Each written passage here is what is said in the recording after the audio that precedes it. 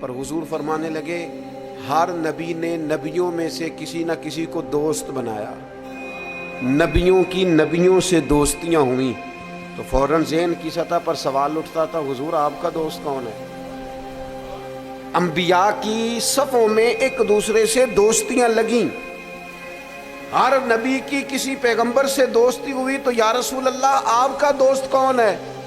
حضور فرمانے لگے میرے دوست وہی ہیں جنہیں اللہ نے اپنا خلیل بنایا ہے۔ وَاتَّخَذَ اللَّهُ إِبْرَاهِيمَ خَلِيلًا، وہ میرے دوست ہیں جنہیں اللہ نے اپنا دوست بنایا۔ اور بعض چیزیں تو ایسی باریک ہیں کہ جیسے بندہ زیادہ گہرائی میں نہیں اتر جاتا، زیادہ باریک ہو جاتا ہے اور چیزوں کو بڑی قریب کی سطح تک آ کے اس خوبصورتی اور اس کا حسن ملاحظہ کرتا ہے، اور انسان ان ساری نسبتوں سے بھی پیار کرتا ہے جن کا تعلق محبوب سے ہو جاتا ہے، ان گلیوں سے بھی پیار ہو جاتا ہے، ان رستوں سے بھی پیار ہو جاتا ہے۔ کسی نے بابا فرید سے رستہ پوچھا تھا دلی میں کسی شہر کا، کسی محلے کا، کسی علاقے کا، تو فرمانے لگے نہیں آتا۔ کب سے ہو دلی میں؟ فرمانے لگے سالوں بیت گئے۔ تو کہا گلی کا نہیں آتا؟ کہنے لگے دو رستے مجھے بالکل صحیح آتے ہیں، دو بالکل صحیح آتے ہیں رستے، بالکل پکے، ایک جو خواجہ قطب الدین صاحب کے گھر جاتا ہے، اور دوسرا اگر وہ حکم دیں تو جو واپس آتا ہے۔ دو رستے، ایک کو یار دی یاد پکائیے تے وہ یاد مکمل کیتی ہے۔ جو کام کرنے والا تھا اس میں کوتاہی، وہ اس میں کوئی قضا نہیں کسی قسم کی۔ تو کچھ چیزیں ایسی ہوتی ہیں، یعنی بندہ نا ان جگہوں سے بھی پیار کرتا ہے جن کی محبوب سے نسبت ہو، ان تعلقات سے بھی پیار کرتا ہے۔ ہمارے ہاں لوگ یہ کام نہیں کرتے، ہمارے ہاں لوگ فرد واحد سے محبت کرتے ہیں، نسبتوں کو چھوڑ جاتے ہیں۔ ہم سادے لوگ ہیں نا، تو ایک دفعہ ایک بزرگ اور ہمارے عزیزوں میں سے ہی اور ان کی اہلیہ دونوں میاں بیوی بوڑھے تھے، تو اپنے داماد کی کچھ شکایتیں اور کچھ دکھ بیان کر رہے تھے۔ تو دکھ بیان کرتے کرتے کہہ رہے تھے منڈا بڑا چنگا ہے، گھر دے نہیں سو ٹھیک، منڈا بالکل ٹھیک ہے، ماں سکھاندی ہے، باپ غلط گائیڈ کرتا ہے، کچھ تھوڑا جا نقص پہنا پائیاں چ بھی ہے۔ تو میں ان کی باتیں سن کے ہنس پڑا، تو مجھے کہنے لگے آپ کیوں ہنس رہے ہیں؟ میں نے کہا جی بات ہے نا، نہ جس کی ماں ٹھیک، نہ جس کا باپ ٹھیک، نہ جس کے وہ خود کیسے ٹھیک ہو گیا؟ یہ انوکھی بات ہے کہ اس سے تعلق رکھنے والی کوئی شے ٹھیک نہیں۔ اور میں نے کہا وہ بھی اسی طرح کا ہی ہے، بس آپ اس کی خطائیں چشم پوشی کر رہے ہیں کیونکہ نباہ کرنا ہے نا، اور باقیوں سے آپ توڑنا چاہ رہے ہیں۔ یوں نہ کریں، جو ٹھیک ہوتا ہے اس کی نسبتیں بھی تقریباً، اور اگر کوتاہیاں ہوتی ہیں تو پھر کم و بیش کوتاہیاں بھی ہوتی ہی ہیں۔ ہمیں سمجھنا ہے اس بات کو کہ نسبت جو ہو نا، نسبت اس کا بھی اگر محبوب سے پیار ہے تو محبوب کی اولاد پاک سے بھی پیار، اگر حضور سے پیار تو جو حضور کی گلیوں میں محبوب کے ساتھ چلتے تھے صحابہ ان سے بھی پیار، اگر محبوب سے پیار تو پھر حضور کو مکے سے پیار تو ہمیں بھی مکے سے پیار، اگر محبوب سے پیار تو نبی پاک کو شہر مدینہ سے محبت تو ہماری مدینے پہ جانے بھی قربان، اور اگر حضور علیہ السلام کو مسواک پیاری تو ہمیں بھی پیاری، حضور کو داڑھی شریف سے محبت تو ہمیں بھی بڑی محبت، نبی پاک کو کتاب و سنت کی تعلیمات کے ابلاغ سے شغف تو ہم زندگی لٹا دیں گے اسی کام میں۔ جو چیز حضور کو پیاری، نسبتوں کا جو منج ہونا چاہیے، جو انسان کے دل میں قدر ہونی چاہیے، اس سے کبھی کوتاہی نہ کرے، ورنہ آہستہ آہستہ آہستہ آہستہ پھر انسان اصل سے بھی جاتا ہے۔ حضور علیہ السلام نے فرمایا چھپکلی کو مار دو، چھپکلی نظر آئے مار دو۔ حضور اس کا قصور، جانور تو بڑے گھومتے ہیں نا، اور درجنوں اور بیسیوں جانور ہیں، اور حشرات الارض ہمیں زمین پہ چلتے دکھائی دیتے ہیں، تو چھپکلی ہی کو کیوں مارے؟ تو حضور فرمانے لگے یہ صحیح حدیث میں موجود ہے، محبوب فرمانے لگے چھپکلی کو مار دو، اس لیے کہ جب جد الانبیاء حضرت ابراہیم علیہ السلام کی آگ جلائی جا رہی تھی نا، تو یہ چھپکلی اس کو پھونکے مارتی تھی اور جلاتی تھی۔ تو جناب ابراہیم سے اگر چھپکلی بھی اختلاف کرے تو ہمیں وہ چھپکلی بھی پسند نہیں۔ حضرت ابراہیم خلیل علیہ السلام کی اللہ سے محبت، حضرت ابراہیم خلیل علیہ السلام کو اللہ نے اپنا گہرا دوست بنایا۔ آپ ان کی زندگی کو پڑھیں، قرآن پاک کے اندر جا بجا جناب ابراہیم کا تذکرہ ملے گا، اور اس کے اندر جو اللہ کی محبت چھلکتی ہے، جو اپنے مالک سے تعلق نظر آتا ہے۔ ایک بندہ مومن کی جو شان ہونی چاہیے اپنے رب کے ساتھ، اس کا جو رشتہ ہونا چاہیے، اس کی سوچیں، اس کے نظریات، اس کی قلبی کیفیات، اس کا توکل، اس کا صبر، اس کا بھروسہ، اس کی امیدیں اپنے مالک کے ساتھ کس طرح وابستہ ہونی چاہیے۔ یہ جناب ابراہیم کی زندگی سے یوں نور پھوٹتا ہے کہ بنجر دل بھی آباد ہو جاتے ہیں، بے آباد روحوں پر پھول کھلنے لگتے ہیں۔ قرآن مجید کی سورہ شعراء کے اندر حضرت ابراہیم علیہ السلام کا وہ تذکرہ ملتا ہے کہ وہ اپنے رب کے بارے میں کس طرح گفتگو کرتے ہیں، اپنے مالک کا تعارف لوگوں کو کراتے ہیں تو کس طرح فرماتے ہیں الذی خلقنی فہو یہدین، میرا رب وہ ہے جس نے مجھے پیدا کیا اور وہی مجھے ہدایت بھی عطا کرے گا۔ خالی میرے رب نے مجھے پیدا نہیں کیا، وہ مجھے ہدایت بھی عطا کرے گا۔ والذی ہوا یطعمنی ویسقین، میرا رب وہ ہے جو مجھے کھلاتا بھی ہے اور پلاتا بھی ہے۔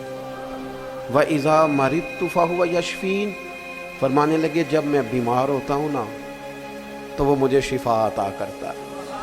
یہ اللہ کرے آپ قرآن مجید کے الفاظ کی لذت محسوس کرے۔ میرا رب وہ ہے جس نے مجھے پیدا کیا، وہی مجھے ہدایت دے گا۔ میرا رب وہ ہے کہ جو مجھے کھلاتا اور پلاتا ہے۔ میرا رب وہ ہے جب میں بیمار ہوتا ہوں تو مجھے شفا دیتا ہے۔ والذی یمیتنی ثم یحیین، میرا رب وہ ہے جو میری روح قبض کرے گا، مجھے وفات دے گا، اور پھر میرا رب مجھے زندہ بھی کرے گا۔ اور فرمایا والذی اطمع ان یغفر لی خطیئتی یوم الدین، قربان جائیں، لفظ دیکھیں، عاجزی دیکھیں۔ اللہ کے نبی تو معصوم ہوتے ہیں، خطاؤں سے پاک ہوتے ہیں، لیکن فرمانے لگے پھر مجھے امید ہے کہ میرا رب قیامت کے دن میری خطائیں بھی معاف فرما دے گا، میرا رب قیامت کے دن میری خطائیں بھی معاف کر دے گا۔ یہ حضرت ابراہیم علیہ السلام اپنے مالک کا تعارف کرا رہے ہیں، تذکرہ ہو رہا ہے۔ سب سے پہلے ارشاد فرمایا الذی خلقنی فہو یہدین، میرا رب وہ ہے جس نے مجھے پیدا کیا اور وہی مجھے ہدایت دے گا۔ اللہ کریم نے نا انسان کو صرف پیدا نہیں کیا، اس کی ہدایت کا بندوبست بھی فرمایا۔ حضرت آدم علیہ السلام جب زمین میں تشریف لائے تو رب کریم نے فرمایا جو میری ہدایت کی پیروی کرے گا نا زمین پہ اتر جاؤ، اور پھر جو شخص فمن تبع ہدایا، جو پیروی کرے گا نا اس ہدایت کی جو میری طرف سے آئے گی تو فلا خوف علیہم ولا ہم یحزنون، پھر اس بندے پر نہ کوئی خوف ہوگا نہ وہ غمگین ہوگا۔ اللہ کی طرف سے جو ہدایت آتی ہے، کب؟ وحی کے ذریعے، قرآن پاک کے ذریعے، اللہ تبارک و تعالیٰ کے انبیاء کے ذریعے علیہم السلام جو ہدایت آتی، جو لوگ اس ہدایت کی پیروی کرتے ہیں۔ قرآن مجید میں دوسری جگہ اللہ کریم نے فرمایا سبح اسم ربک الاعلی الذی خلق فسوی، فرمایا اپنے رب کے نام کی تسبیح کیجئے جو سب سے بلند ہے، جس نے پیدا کیا ہے، والذی قدر فہدی، جس نے اندازہ مقرر کیا ہے اور پھر جس نے ہدایت عطا فرمائی۔ رب پیدا کرتا ہے، ہدایت دیتا ہے، اور اللہ کی طرف سے جو ہدایت آتی ہے، میں ایک دفعہ پہلے بھی عرض کیا تھا، ایک ہوتا ہے کوئی دانشور آپ کو مجھے اپنی عقل کے مطابق موٹیویٹ کرتا ہے، وہ جو اپنی عقل کے مطابق ہمیں سمجھاتے ہیں اس میں نقص رہ جاتے ہیں، کمزوریاں رہ جاتی ہیں۔ نبی جو سمجھاتے ہیں وہ اللہ کی وحی کے ذریعے سمجھاتے ہیں، اس میں کوئی کمی نہیں رہتی۔ حضرت ام ایمن رضی اللہ تعالیٰ عنہا نا بیٹھ کے رو رہی تھی حضور علیہ السلام کے وصال ظاہری کے بعد، تو جناب ابو بکر صدیق رضی اللہ تعالیٰ عنہ اور جناب فاروق اعظم رضی اللہ تعالیٰ عنہ دونوں جناب ام ایمن کے پاس بیٹھے تھے۔ حضور علیہ السلام نے فرمایا یہ میری ماں ہے جناب ام ایمن، رضائی والدہ ہے، حضور کی بڑی خدمت کی انہوں نے، وہ رو رہی ہیں۔ تو شیخین کریمین دونوں پاس بیٹھے تھے، فرمانے لگے اماں جی آپ کیوں روتی ہیں؟ انہوں نے کہا اس لیے رو رہی ہوں کہ نبی پاک علیہ السلام کا وصال ہو گیا۔ جناب ابو بکر صدیق فرمانے لگے اللہ نے تو محبوب کو بلند شانیں عطا فرمائی ہیں، حضور کی عظمتیں تو بلند سے بلند تر ہیں وصال کے بعد بھی۔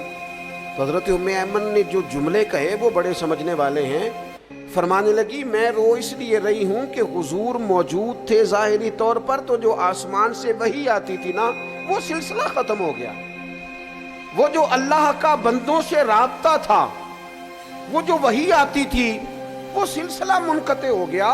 تو اللہ تعالیٰ اپنے بندوں کی ہدایت کا بندوبست کرتا ہے، جناب ابراہیم فرما رہے ہیں، قرآن مجید اس کا تذکرہ کر رہا ہے۔ ہمیں وہ ہدایت لینی چاہیے جو کتاب و سنت سے ہمیں ملتی ہے، وہ رہنما اصول لینے چاہیے جو ہمیں کتاب و سنت سے میسر آتے ہیں۔ ہمارے ہاں برادری کے رسم و رواج، قبائلی رسم و رواج، علاقائی ضروریات، اور پھر یہ کہ میں اب چونکہ فیشن بدل گیا، اب چونکہ حالات بدل گئے، اس تناظر میں ہم اپنی زندگی کو ترتیب دیتے ہیں، نتیجہ جو نکلتا ہے کہ زمانہ گزر گیا ہے، ہمارے حالات بہتر ہونے کو آ ہی نہیں رہے۔ تو حضرت ابراہیم فرماتے ہیں رب نے مجھے پیدا کیا اور میرا رب مجھے ہدایت بھی عطا فرماتا ہے۔ پھر فرمایا والذی ہوا یطعمنی و یسکین، میرا رب وہ ہے جو مجھے کھلاتا بھی ہے اور پلاتا بھی ہے۔ کھلاتا پلاتا کون ہے؟ یہ چونکہ بات حضرت ابراہیم کی ہے اور بیان قرآن مجید فرما رہا ہے، بات میں گہرائی بڑی ہے۔ فرمایا میرا رب وہ ہے جو مجھے کھلاتا بھی ہے، اور پہلے تو اس نے بندوبست کیا، زمین میں اناج پیدا کیا، اور پھر مختلف انواع و اقسام کی چیزیں پیدا کی، گندم بھی ہے، جو بھی ہے، مکئی بھی ہے، جس کی طبیعت کو جو موافق ہے وہ لے سکتا ہے، ہر قسم کی چیزیں پیدا کی۔ اور جناب ابراہیم کہتے ہیں یہ میرا رب ہی کھلاتا پلاتا ہے، یہ ساری چیزیں پیدا کرنے کے بعد پھر بھی اگر سے دے تبھی بندہ کھا سکتا ہے، خدا نہ خواستہ منہ میں زخم ہو جائے تو بندہ کھا سکتا ہے؟ پکی ہوئی ہے چیز، آ گئی ہے آپ کے سامنے پڑی ہے، نہیں کھا سکتے۔ کھائیں گے کب؟ جب رب کھلائے گا۔ پئیں گے کب؟ جب رب پلائے گا۔ سامنے چیزیں پڑی ہیں، بہترین بنی ہوئی ہیں، وہ کہتا ہے میرا معدہ قبول نہیں کرتا، اب میں اس کو ہضم نہیں کر پاتا، اب میری طبیعت کے ساتھ جناب ابراہیم علیہ السلام کی باتیں، رب کی محبت میں کی ہوئی باتیں، اللہ کے پیار میں کی ہوئی باتیں، فرمانے لگے کھلاتا بھی اللہ ہے، پلاتا بھی اللہ۔ میرے نبی پاک علیہ السلام نے اس بات کو بڑا کھول کے بیان کیا جب سرور کائنات صلی اللہ علیہ وسلم نے وصلی روزے رکھے نا، مسلسل روزے، سرکار افطار نہیں کرتے، مسلسل روزہ رکھ لیتے، تو بعض صحابہ نے بھی رکھے تو ان کی طبیعت میں نکاہت آ گئی، علیل ہو گئے، تو حضور نے فرمایا تم میں میری مثل کون ہے؟ فرمایا میں تو اپنے رب کے پاس رات گزارتا ہوں، مجھے کھلا بھی دیتا ہے پلا بھی دیتا ہے، مجھے میرا رب کھلاتا پلاتا ہے، کھلاتا پلاتا رب بھی ہے۔ آپ یقین کریں نعمتیں جتنی مرضی ہوں، والذی ہوا یطعمنی و یسکین، جناب ابراہیم کہتے ہیں میرا رب مجھے کھلاتا ہے اور میرا رب ہی مجھے۔ پھر حضرت ابراہیم آگے فرماتے ہیں وَإِذَا مَرِضْتُ فَهُوَ يَشْفِينِ، وَإِذَا مَرِضْتُ فَهُوَ يَشْفِينِ، فرمایا جب میں بیمار ہوتا ہوں تو میرا رب مجھے شفا۔ سبحان اللہ، جناب ابراہیم کا انداز دیکھیے، فرمایا بیمار میں ہوتا ہوں، یہ نہیں فرمایا وہ بیمار کرتا ہے، بیمار میں ہوتا ہوں۔ یہ عاجزی دیکھیں، یہ تعلیم امت دیکھیں، یہ سمجھانے کا انداز دیکھیں، جب میں بیمار ہوتا ہوں نا وہ مجھے شفا عطا کرتا ہے۔ اللہ کے انبیاء کرام علیہ السلام یا اولیاء کرام جب بیمار ہوتے ہیں نا تو ان کی بیماری آزمائش ہوتی ہے، ان کے درجات کی بلندی ہوتی ہے، اللہ کا قرب اور بڑھتا ہے، ان کی بیماری معاذ اللہ کسی قسم کی سزا نہیں ہوتی۔ لیکن میری اور آپ کی طرح کے لوگ، ہم جو گناہگار لوگ ہیں، ہم کیوں بیمار ہوتے ہیں جی؟ شوگر کیوں ہوتی ہے؟ زیادہ میٹھا کھایا، اپنے جسم کو آرام دہ کیا، کوئی ورزش نہیں کی، کوئی کوشش نہیں کی، کوئی جد و جہد نہیں کی۔ مومن کی زندگی اس طرح نہیں ہوتی کہ وہ ساری بستر کی نظر کر دے، وہ موبائل لے کے لیٹا ہے تو لیٹا ہی لیٹا ہے، یہ اس کی لائف نہیں ہوتی۔ مومن کی زندگی فعال ہوتی ہے، جد و جہد والی ہوتی ہے، کوشش والی ہوتی ہے، اس کے اندر ہمت اور توانائی پائی جاتی ہے۔ مومن کا کام ہے مسلسل آگے بڑھنا، کوشش کرنا۔ لیکن ہمارے ہاں اب وہ سستی، وہ روایتی آرام طلبی، اقبال کہنے لگے لہو مجھ کو رلاتی ہے جوانوں کی تن آسانی۔ تو یہ اسی طرح جو لوگ زیادہ چکنائی استعمال کرتے ہیں، وہ بد پرہیزی کرتے ہیں، زیادہ مرغ اور زیادہ مسالہ جات چیزیں استعمال کرتے ہیں تو کولیسٹرول ہو جاتا ہے، خدا نخواستہ دل کے امراض بڑھ جاتے ہیں، اور بہت سارے امراض لاحق ہو جاتے ہیں۔ تو یہ ہماری جو بیماریاں ہیں نا وہ تو ہماری وجہ سے ہیں۔ تو جناب ابراہیم علیہ السلام فرمانے لگے جب میں بیمار ہوتا ہوں تو میرا رب مجھے شفا دیتا ہے۔ میں نے کہا اللہ کے نبی جو ہوتے ہیں، پیغمبر جو ہوتے ہیں، ان کی بیماری تو کسی ان کی معاذ اللہ کمزوری کی وجہ سے نہیں ہوتی، وہ تو معصوم ہے۔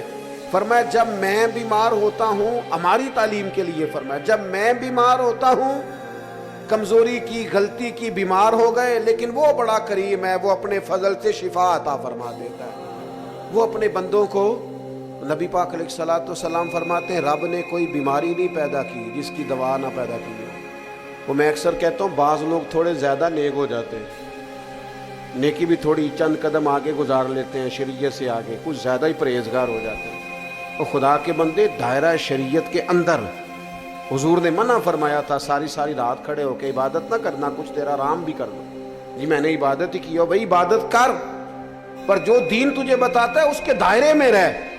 وہ جی ہم دوائی نہیں استعمال کریں گے، ہمارا اللہ پہ بھروسہ ہے۔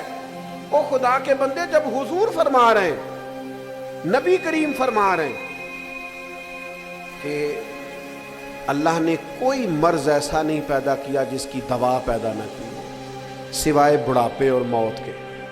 بوڑھا بھی انسان نے ہونا ہے، مر بھی انسان نے جانا ہے، اس کی دوا کوئی نہیں۔ باقی اللہ نے ہر بیماری کی دوائی پیدا کیا، اور دیکھ لے وقت کے ساتھ ساتھ وہ دوائیاں دریافت ہو رہی ہیں۔ تو فرمایا میں بیمار ہوتا ہوں، میرا رب مجھے، حضرت امام جعفر صادق اس آیت کے تحت کیا فرماتے ہیں؟ فرماتے ہیں یہ ہماری تعلیم کے لیے نا، جب میں بیمار ہوتا ہوں تو میرا رب مجھے شفا عطا کرتا ہے۔ امام جعفر صادق فرماتے ہیں جب لوگ گناہ کر کے بیمار ہوتے ہیں نا تو اللہ انہیں توبہ کی توفیق دے کے شفا عطا فرما دیتا ہے۔ حضرت شیخ ابو بکر شبلی رحمۃ اللہ علیہ فرمانے لگے جب لوگ دنیا میں پوری طرح محو ہو جاتے ہیں اور دنیا داری کر کر کے بیمار ہو جاتے ہیں، پھر رب جب فضل کرے اور اپنے دیدار کی لذت پیدا کر دے تو اس کا مطلب ہے رب لذت پیدا کر کے شفا عطا فرما رہا۔ جب میں بیمار ہوتا ہوں تو پھر میرا رب مجھے شفا عطا کرتا ہے۔ والذی یمیتنی ثم یحیین، فرمایا وہی مجھے وفات دے گا اور پھر وہی مجھے زندہ بھی کرے گا، پھر کھڑا کرے گا قیامت کے دن مجھے۔ اور فرمایا والذی اطمع، مجھے امید لگ گئی ہے۔ اعلیٰ حضرت نے ترجمہ کیا ہے مجھے آس لگی ہے، یہ میری آس ہے کیا، ان یغفر لی خطیئتی، کہ وہ میری خطائیں بخش دے گا۔